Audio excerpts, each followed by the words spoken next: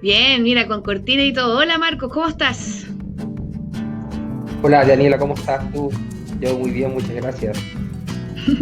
Bien, ¿qué tal? Bienvenido, bueno, re bienvenido. Tú ya habías participado en Pandemia Rebelde, la sección editorial, pero ahora ya esta agenda de poder es una nueva apuesta. ¿Cómo te sientes?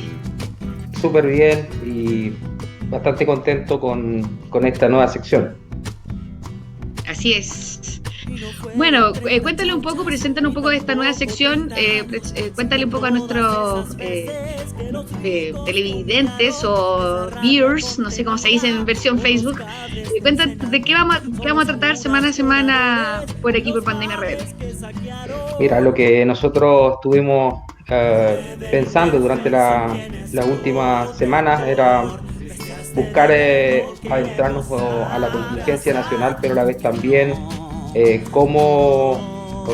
un punto de vista distinto, no no de la coyuntura o desde lo noticioso, sino desde la pauta noticiosa, es decir, desde las editoriales de los medios más, digamos, no más importantes, sino más, digamos, hegemónicos, dominantes en realidad en la prensa nacional.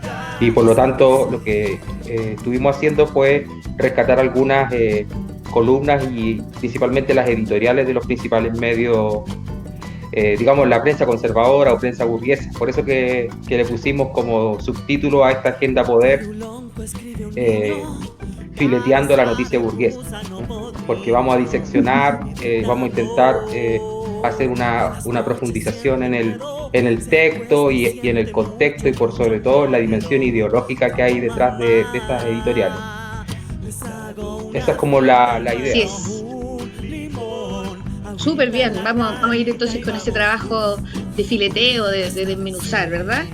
Vamos con la primera editorial entonces, que si no me equivoco es de la segunda, ¿no? Un medio claramente hegemónico. Por supuesto, un ultraconservador, representante, digamos, de lo más rancio de los medios de comunicación chilenos.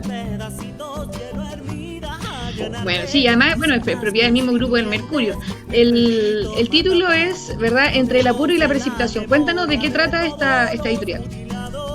Bueno, esta editorial del 26 de mayo y lo interesante aquí es cómo la derecha le quita el piso al gobierno, la derecha fáctica, la derecha de los medios de comunicación, porque trata justamente de la política pública de emergencia de las cajas de Piñera, Alimentos para Chile, que le llamó eh, este gobierno. Entonces la derecha quedó en una situación donde no puede más acompañar ni legitimar a un gobierno que no tiene, digamos, da pasos en falso semana a semana. Entonces el argumento de esta columna es que la situación surgen argumentos que son más de corte progresista, ¿no? Como es difícil encontrarse con una columna de la derecha donde se plantee de que la crítica a las políticas públicas del gobierno son legítimas porque le hacen bien a la democracia. Bueno, y eso es lo que aparece en este texto. Dice, su argumento principal es que se legitima la democracia a través de la crítica a estas políticas públicas, sobre todo cuando existieron fallas de planificación y prisas impropias de una política pública en emergencia, ¿ya? Sí, podemos ver igual que, por ejemplo, hay una derecha, ¿no? que hace rato que le viene sacando el piso un poco al gobierno. Yo podría decir desde el estallido social. Tal vez pensar que ese 6% de apoyo, el otro 94% éramos solo oposición de izquierda, digamos, es bastante ilusorio. Hay un porcentaje de la derecha que hace tiempo que está en desacuerdo con muchas políticas que ha llevado a cabo Piñera, tanto sea para un lado o para otro. Yo me imagino que hay una derecha que lo único que quería era ver más militares en las calles, por ejemplo, para la revuelta, que lo encontraba muy mano blanda, otro al revés, dentro de su mismo sector. Entonces vemos que Piñera no es un personaje que quizás le agrade a todo su sector político, y eso que la prensa le esté dando un espaldarazo a esas críticas igual quiere decir algo importante, es una señal. Claro, o sea, por supuesto que Piñera no genera adhesión ni en su mismo sector. Recordemos que fue el candidato del 8 o 9%, ¿no? ¿Se acordarán? Ahora están un 25% según la encuesta CADEM, que es una encuesta que está cuestionada por sus propios pares. Recordarán ustedes los negocios que hizo CADEM con el gobierno de Piñera, el primer gobierno, y el cuestionamiento que ha tenido. Entonces, evidentemente que tiene un difícil camino Piñera para poder validarse incluso su propio sector, pero también es duro para el mismo gobierno, tratando de empatizar un poco con la moneda, que signifique que el diario La Segunda, que es el diario del bastión, digamos, del poder de los sectores conservadores, que le salga a pegar en las canillas con esta política pública donde todo el mundo está en contra, digamos, de esta medida desde el punto de vista de la perspectiva política, porque efectivamente las encuestas que están bastante cuestionadas, aparece, claro, como un saludo, digamos, esto aparece bien valorado supuestamente por las encuestas, pero en realidad sabemos que esas encuestas tienen un sesgo tremendo, y lo más claro es que los sectores mediáticos están definiendo como agenda política un cuestionamiento a esta medida. Así es, bueno, en este contexto del apoyo, disculpa, podemos ir a la segunda editorial, ¿verdad?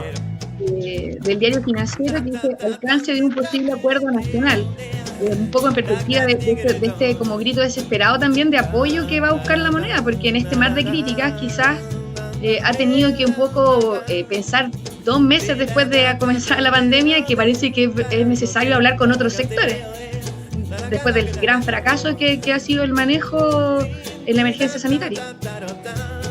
Claro, o sea, el salvataje es el gran acuerdo, ¿no? Esto es un reiterativo, la búsqueda de tratar de abarcar más sectores, porque lo que ya no hay capacidad del gobierno para poder darle conducción a la crisis de gobernabilidad, porque ni siquiera una crisis sanitaria solamente, sino una crisis de gobernabilidad.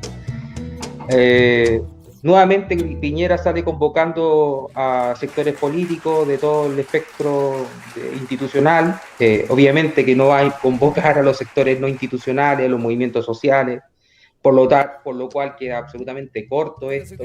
Ahora, aunque cuando los convocara tampoco irían, entonces esto nace muerto, no cabe duda de que es un estertor del sistema político institucional, básicamente el mundo del apruebo, del mundo del acuerdo por la paz, que quiere reeditar esta lógica, este mecanismo de reproducción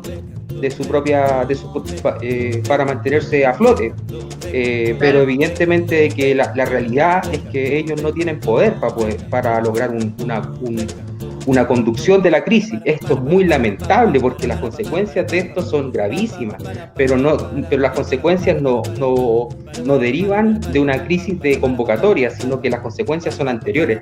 Recordemos que, como ya se venía conversando, amplios sectores, tanto de la academia como del mundo social y el mundo profesional de la salud, pidió cuarentenas más amplias, cuarentenas totales o al menos cuarentenas regionales, pidió para evitar el contagio, para evitar los procesos que se terminaron dando. Entonces, la crisis del COVID, la crisis sanitaria, es una crisis de gobernabilidad que es anterior a esta convocatoria. Por supuesto que esta convocatoria no va a resultar porque no hay capacidad del gobierno ni legitimidad para que esto tenga alguna trascendencia mayor. Claro. Además, claro, importante, perdón, pero que esta columna además plantea cuestiones que son muy del ADN de la derecha, porque bueno, estamos citando el diario Financiero. Plantea que además de este acuerdo se planteen una condena a todos los grupos violentistas, ¿no? Es lo mismo el acuerdo con la paz, que no solo condena, sino que se erradiquen los grupos violentistas para poder llegar a un acuerdo. Entonces es lo mismo, es más de lo mismo.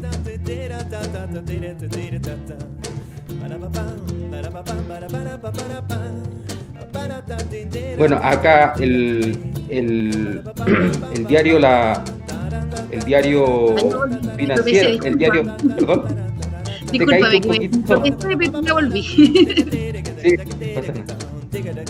Dale, continúa. Claro que en el fondo se plantean incluso recetas como de qué negociar, qué no negociar, porque lo que se plantea en esta mesa como posible espacio de negociación para la derecha es que la oposición, entre comillas, va a pedir más gasto fiscal. Entonces ellos van a tratar de evitar caer en el gasto fiscal, buscando generar un acuerdo de solidaridad a través de la lógica del financiamiento de los privados, ¿ya? ¿Te fijas? Entonces no se va a intentar fortalecer el Estado, sino que se va a intentar fortalecer a los sectores privados de manera transitoria. Esa es la estrategia que tiene la derecha. Por lo tanto, es volver sobre con las lógicas de las soluciones de mercado a problemas privados, incluso en la pandemia, incluso en contextos de excepcionalidad, se vuelve sobre la lógica de mercado. Entonces, estamos tratando con un sector que no va a generar un cambio sustantivo en su lógica y su manera de ver el mundo, ¿no? Ni siquiera en una situación de crisis. Claro, lo que pasa es que tal vez la ideología, yo creo, la ideología del libre mercado pesa en ellos de una manera muy, muy fuerte. O sea, como tú dices, las soluciones que se le da a los privados siempre van a ser más favorables, en vez de poder haber estado hablando otro tipo de soluciones, ¿no? Como lo habíamos comentado un poco antes, la nacionalización de ciertos recursos, de ciertas empresas, o la expropiación. Esos son temas, o un impuesto, quizá a los súper ricos. Esos son propuestas de un alto contenido como ideológico que ellos no van a dejar, no van a transar, porque están formados de una manera en que no conciben. Yo creo que en ese aspecto, por ejemplo, la concertación se dio muchísimo a este modelo, cosa que al revés no va a suceder jamás. Ellos no van a ceder ni un poco, y eso es muy lamentable, porque eso va a tener consecuencias muy lamentables en cuanto a la salud de muchas personas, de mucha gente. Claro. Solo para complementar lo que tú señalaste y pasamos a la tercera editorial, es que la perspectiva de ideológica es de la derecha, ¿no? La derecha tiene, bueno, todos tenemos posiciones ideológicas, el asunto es no querer reconocerlas, ¿no? Y ahí la derecha no es capaz de adherirse a otras racionalidades, a una racionalidad alternativa que plantee una visión, porque claro, también se benefician con la supuesta lógica de la competencia, porque ellos permanentemente ganan en esa lógica. O sea, sí, en ese sentido es inmoral, es absolutamente injusto la lógica con la cual ellos operan. Es una ideología, por cierto, como cualquier otra, pero hay un sentido de justicia que ellos no tienen. Y no lo tienen porque lucran y se benefician con ello. Y ahí está el egoísmo que hay detrás de este principio que supuestamente genera, digamos, el mercado y que redistribuye de manera más eficiente. Pero efectivamente aquí lo que hemos visibilizado con la crisis de la pandemia es que no hay mercado para vastos sectores de la población. No hay mercado laboral, no hay supermercado, no hay acceso a bienes básicos como el agua, con el contexto de la sequía. Entonces, y ellos insisten en esa lógica. Entonces, hemos visto cómo el Estado se lo han llevado para la casa, lo han privatizado. Hemos visto la situación de la educación. Entonces, de la educación, de la salud, hablaban de las cárceles que también se han privatizado. Entonces, el neoliberalismo es depredador de los recursos fiscales, de los bienes públicos, y ellos no quieren soltar la teta, no la quieren en absoluto, ni siquiera en la pandemia. Así es, y lamentablemente no solo el sector de la derecha, sino que también esto abarca, yo creo, amplio sector de la concertación también. No hay que Por supuesto, se beneficiaron y se dieron vuelta la chaqueta, lo sabemos, esa historia, una historia bastante triste. Estado, yo creo. Claro, vastos sectores burocratizados en el Estado, efectivamente. Sigamos. Claro, acá tenemos la otra de Diario Financiero, donde está la ortodoxia neoliberal, que le sale a pegar al alcalde de Santiago, un conspicuo, digamos, dirigente de Renovación Nacional, además, no sé si nieto o familiar de uno también de los presidentes del mundo conservador, Felipe Alessandri, que decía, bueno, afirmaba de que de manera excepcional, ante una situación excepcional, había que tomar medidas excepcionales y una de ellas era fijar los precios, ¿no? Fijar los precios de las canastas básicas, porque él sacaba las cuentas y le parecía que que lo que compró ayer era más barato que lo que estaba comprando hoy, y por lo tanto él se daba cuenta de que se estaban incrementando los precios, y que eso en una situación de crisis sanitaria, de crisis humanitaria, no corresponde, y que el Estado tiene las herramientas para poder controlar los precios. Pero ¿qué es lo que dice este diario financiero, donde están los técnicos que le hacen las políticas públicas a los gobiernos, tanto de la concertación como de la derecha? Que es una pésima idea. Y rápidamente la ortodoxia neoliberal muestra Chilezuela, ¿no? Dice, bueno, ahí verán ustedes Venezuela, mire, alcalde, cómo está, lleno de venezolanos usted, en ese país se fijan los precios y por lo tanto se produce escasez y se generan grandes filas.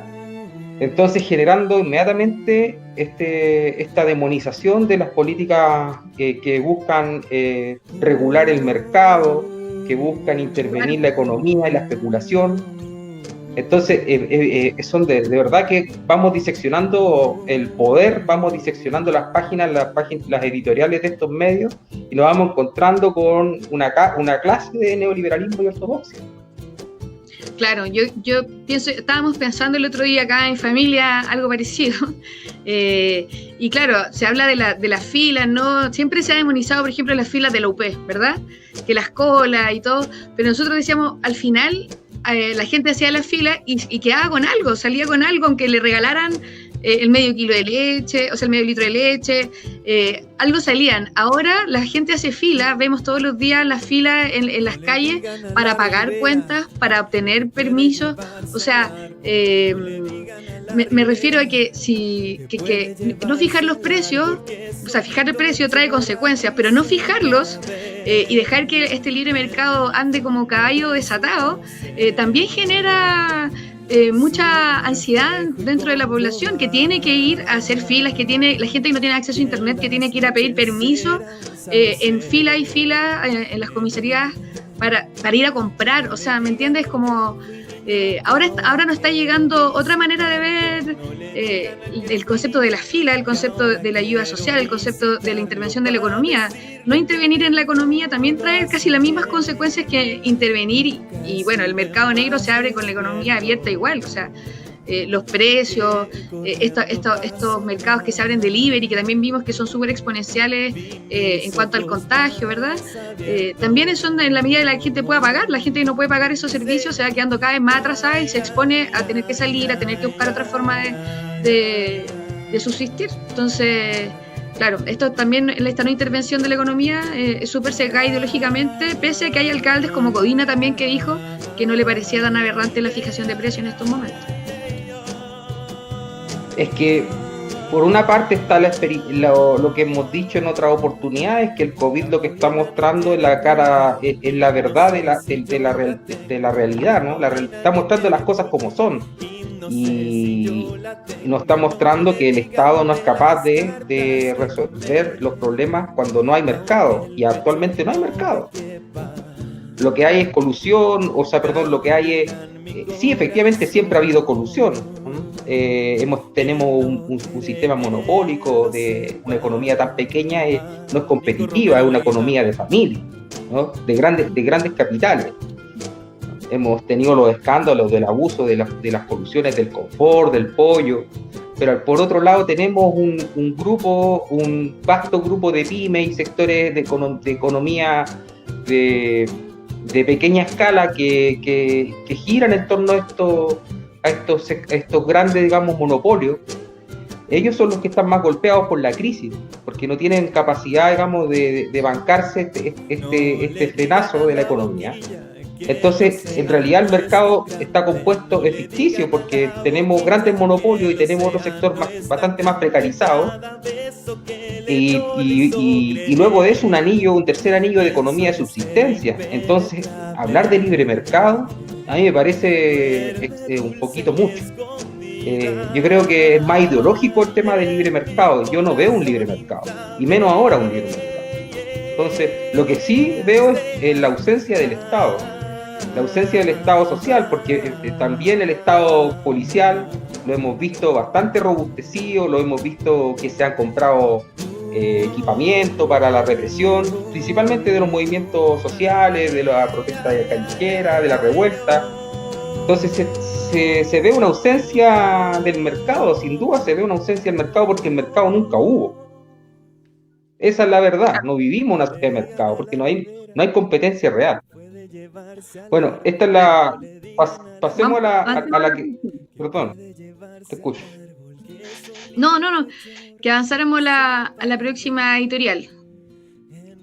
Bueno, esta editorial tiene que ver con la reestructuración de la TAM, del Mercurio. Ellos plantean, bueno, la crisis del COVID ha generado un gran impacto en la industria de las aerolíneas. Y esto a nivel mundial. Entonces, increíble, pero claro, la derecha se plantea, toma posición ahí, bueno, el Estado tiene que hacer algo porque esto es una empresa estratégica. Pero, claro, o sea, es una empresa estratégica que está quebrando, que ya avisó en Estados Unidos que está en una situación de quiebra y hay que rescatarla. Bueno, ese rescate tiene distintas implicancias. Lo que la derecha va a buscar por todos los medios que no sea una estatización. Pero eso es muy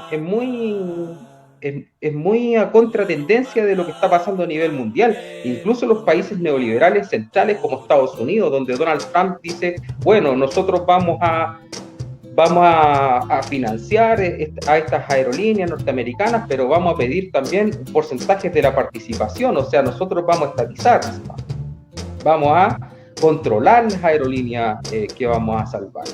Eso mismo está pasando en Italia, y también se abren a esa política en Francia y en Alemania. Pero acá en Chile la derecha lo que quiere es pasar créditos, como entregar vouchers, entregar ciertas condiciones de apoyo a una empresa que además, paradójicamente, fue del Estado. Sabemos que la TAM es una empresa de capitales chilenos, fue además una empresa privatizada en dictadura que se transfirió y que la compró Piñera. Nadie sabe cómo, cuánto se pagó por esa empresa. Esa empresa actualmente es de su amigo, la familia Cueto, con capitales brasileños, y que... Comentario que nos comenta Cristian Fuentes, saludos Cristian, rescate por participación. Eso es como la política que están siguiendo los países que tienen, claro, una visión y no tanto miedo, como hablábamos recién, a conductas económicas con más ideología, digamos, ¿no? Porque aquí hablar de nacionalización, de recuperación, de intervención es como hablar de un fantasma, de un pánico, ¿no? De un terror para la derecha chilena. Pero es que, mira, es una empresa estratégica, ellos lo reconocen. Pues resulta que el neoliberalismo lo que hizo fue privatizar lo estratégico, lo fundamental. Lo que no se puede transferir, lo que no se puede entregar, digamos, a manos privadas porque resulta poco sustentable políticamente depender de un sector privado, depender de capitales extranjeros. Y eso significa ahora una disyuntiva para la, entre comillas, oposición, que básicamente son las fuerzas de izquierda y los sectores socialdemócratas que tanto le prendieron vela al neoliberalismo. Es momento de que se pongan en una situación real y entender de que esta es una empresa estratégica que era una empresa del Estado y se necesita recuperar para el Estado porque es un bien público. Las aerolíneas son empresas que fueron vendidas, regaladas para un grupito de amigos de la familia de Pinochet. Así es. Bueno, vamos ya por la última, si no me equivoco. Tenemos dos todavía, pero bueno, con el tiempo, tú me dices nomás. No, dale, avancemos. Vamos. Las remuneraciones del Estado. Esta otra Temazo de editorial la... del Mercurio, que claro, están mirando, el Mercurio está mirando de dónde sacar plata para poder pagar el rescate de la economía como consecuencia de la crisis del COVID. Entonces, se van a requerir, tienen dos estrategias,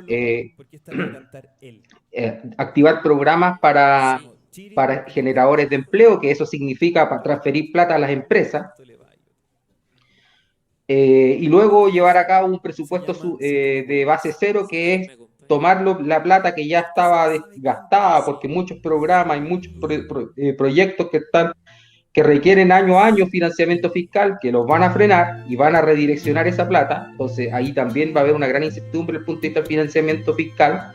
Y en tercer lugar, están mirando las remuneraciones de los funcionarios públicos, porque afirman de que los funcionarios públicos ganan mucho, ganan más que los privados, entonces ganan más que el sector privado. Por lo tanto, lo que están pidiendo lo que van a plantear es bajarle los sueldos a los trabajadores del sector público, lo cual podría ser aceptable para estos soldazos que tienen los altos directivos, los jueces, pero los profesores, pero los asistentes de la salud, los trabajadores sociales, yo ahí dudo de que se estén ganando unos sueldazos. Claro, y lo que hablamos un poquito en la reunión de pauta, que bueno, que el campo del trabajo privado está tambaleando. O sea, en cualquier momento la gente que está trabajando en una empresa puede quebrar, puede, digamos, adherirse a estas políticas del seguro de cesantía, ¿verdad?, que son miserables.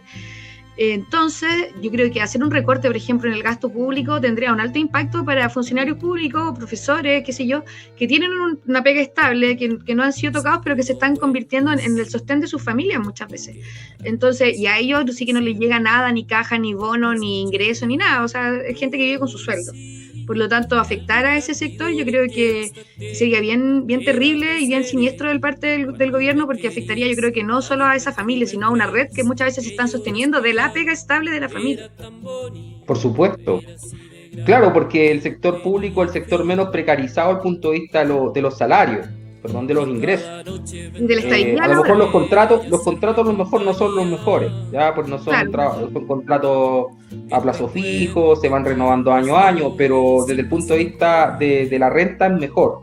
Ahora, ¿qué es lo que plantea el Mercurio?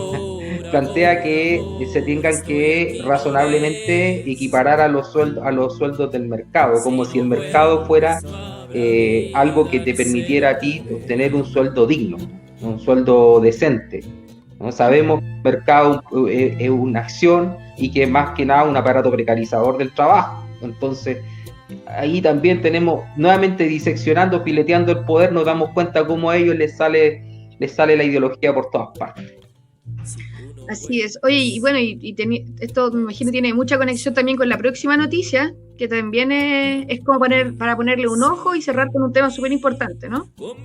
Claro, por supuesto, porque efectivamente tenemos, con el tema COVID, se ha instalado como un gran frame, un cuadro que nos está dejando ver la otra emergencia que efectivamente existe, que lo remarca la tercera cuando habla de la otra emergencia que afecta a Chile, que es la gran sequía, que es la que estamos viviendo, ¿no? Chile, según datos de la misma columna, ¿no? Bueno, después vamos a mostrar algunos datos que no están en esa editorial, ¿no? Chile se enfrenta a la peor sequía, dicen, del último siglo. El 40% de las comunas del país enfrenta escasez hídrica. No deja de ser menor que Santiago, bordea un 90% de escasez hídrica, ¿ya? Y que La Serena ya está en el 94%. Ciudades del sur de Chile, como Chillán y Temuco, ya están con una sequía del 50%. Y así también muestra que Chile, a nivel comparado mundial, se ubica entre los 18 países con mayor escasez hídrica del mundo. Esto evidentemente que tiene que ver con la crisis global del calentamiento global, y por lo tanto es un problema gigantesco que a nosotros se nos viene, que ya nos llegó, y que incluso señala la editorial que puede producir un grandes desplazamientos de población hacia el sur. Y para evitar eso, se recuerda, se quiere visibilizar la agenda de la Mesa Nacional por el Agua que se propuso y se instaló en el año pasado, y que tiene como propuesta generar 26 embalses, ¿sí? 26 embalses. Habrá que estar ahí atentos de cuánto avance hay en esa materia. Ahora, Claro, disculpa. no, Ah, ya. Claro, este tema es ultra fundamental, ¿verdad? Porque el agua es un elemento vital, ¿no? Pero más allá de, yo creo, de asignarle la sequía al cambio climático, que si bien yo creo que es un factor, también hay que ver un poco cómo ha tratado Chile el tema del agua, ¿no? No solo en lo que es el acceso al agua en cuanto al código de agua, sino que también el uso de la minería. Si uno ve, por ejemplo, el porcentaje de contaminación y de uso de agua, en primer lugar está la minería. O sea, cuando a la gente le dice báñese 5 minutos y todas esas cosas, es como un chiste. Hay una minera, que no recuerdo en este momento cuál es exactamente, que consume la misma cantidad de agua que Calama y otra ciudad más juntas en un día. O sea, el tratamiento que se da, este como libertinaje del acceso al agua y del uso de agua en el norte ha hecho que muchos poblados se sequen. Conocido el caso de Petorca, por ejemplo, que se ha secado por la agroindustria también.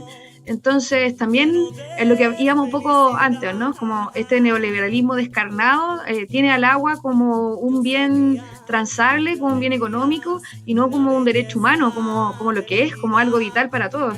Entonces, claro, la sequía yo creo que responde, y la desertificación hace muchos años. Yo creo que no hay que olvidarla ahora, pero es un asunto que viene golpeando a nuestro país hace décadas, yo creo. 20 años por lo menos. Y no hay que olvidarlo, pero también hay que ver qué cambios profundos hacemos en nuestra política con respecto al agua, que yo creo que es bastante importante y que no se nos debe olvidar nunca.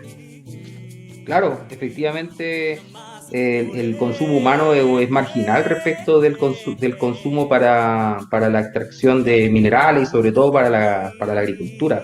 De hecho, el uso consultivo de agua no supera el 5% del uso total. Es decir, el uso de agua que no retorna a los cauces, ¿no? Que no se aprovecha nuevamente. Y efectivamente el agua para nosotros no es un derecho humano efectivo ni un bien público, eso lo sabemos muy bien, y se rige por las reglas del mercado. Entonces, esos temas justamente esa editorial no los plantea, ¿no? Dice, bueno, volvamos a tratar el tema de la mesa de agua, veamos qué sale ahí, pero probablemente se esperen soluciones del tipo neoliberal y no soluciones que signifiquen un impacto, primero, que suponga una restitución de los derechos fundamentales de las comunidades y de la naturaleza. Así es. Bueno, vamos cerrando con esta noticia que nos llama a no dejar ningún tema de lado, por más que estemos un poco bombardeados por el COVID, ¿verdad? Que nos está golpeando todos los días. Marco, agradecerte muchísimo. Está muy buena la sección. Vamos a estar diseccionando ahí estas noticias burguesas. Muchas gracias, Dani. Que estén bien y un saludo a todos los que nos están viendo. Vale, nos vemos la próxima semana, Marco. Nos vemos. Chao.